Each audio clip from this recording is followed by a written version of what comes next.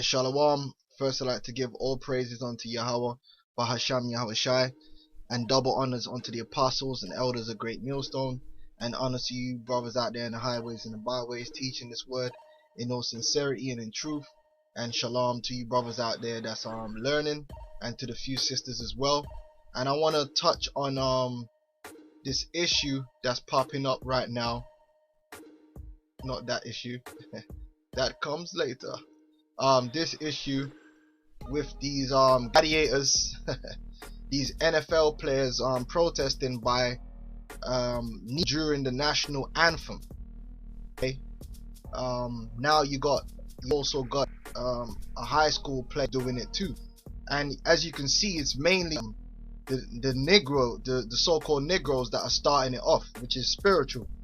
And basically what you're seeing here is what happened in Rome, going back to the time of Yahweh Shai, and after, the Jews and the Christians are becoming a problem in Rome. Okay, the Jews and the Christians are becoming a problem in Rome, and the Jews and the Christians were all Israelites. The Christians were the Israelites that believed and followed after the teachings of the Messiah, and it's the same thing. You got the true Christians, the brethren that are in this faith. Okay, and vibration rebellion against Esau is there now. The children of Israel are becoming a problem within their household. So they're gonna have to bring us. Is gonna be depopulation and RFID microchip. That's gonna be the thing, because they've pretty much, when you in fact, before I go into it, let me play through these things.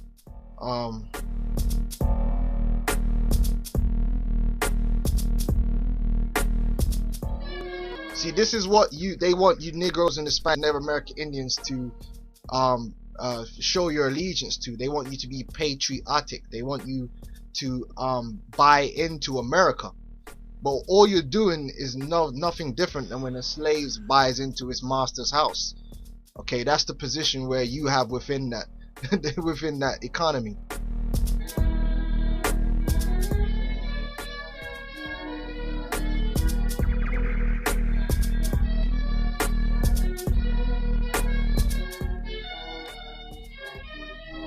I'm surprised my man the Shermanator ain't kneeling down after the hell he caught, but hey, it's a virus and it's gonna spread.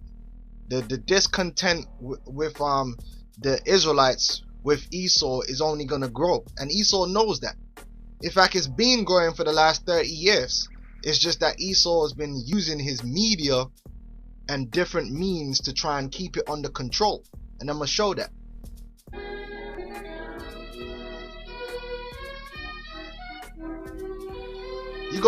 You got somebody that's still under that spell. The glory of the arena, they're still, you can see they're still under that spell, because of a lot of our people are fully convinced that they have some form of in this so-called white man's world and his society, you know, which is an equal part. They don't want to believe the truth, which the truth is you're a second-class citizen, and you always have. Okay, and if you open your eyes and stop dealing with them, you will see this to be the case. They gonna roll out coons. You all have super coons like this guy. I'm gonna play Shaq. Shaq is nothing but a super coon. He's the kind of Jake Esau likes to have around. He's 7 foot tall, and he just totally bought into Esau's witchcraft. He's a weak nigger. Okay, as tall and as big as he is, he's nothing but a super mentally weak Negro, and that's why he's unable to break the conditioning. Last story. Maybe to each his own. It's something I wouldn't do. You know, his comments were there injustices. There've always been injustices. You know, me personally, I would probably about it a different way. You know, my question is, what happened last year? How come you didn't decide to do this last year or the year before that?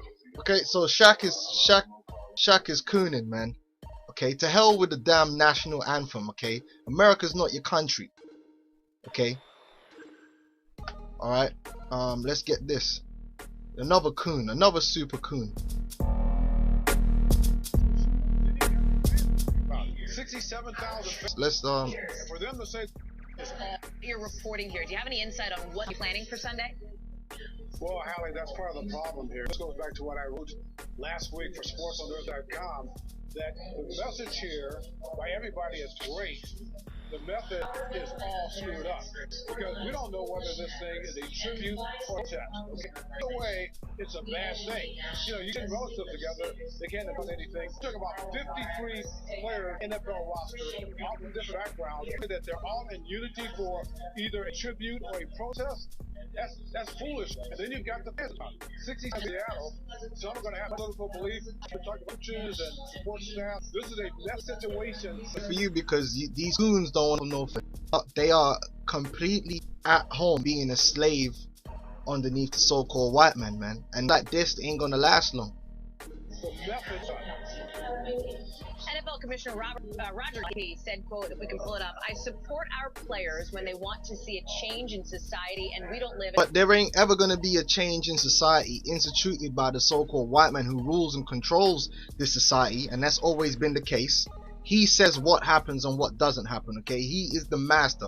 Whether you want to believe that or not, the fact of the matter is that anything that happens within the so-called white man's realm, in terms of laws, legislations, or whatever the case may be, he has the final say. He decides whether you have rights or whether you don't have rights, okay? Because you Negroes, Hispanics, and Native American Indians are still slaves, and the so-called white man, the power structure, are still Edomites and the masters.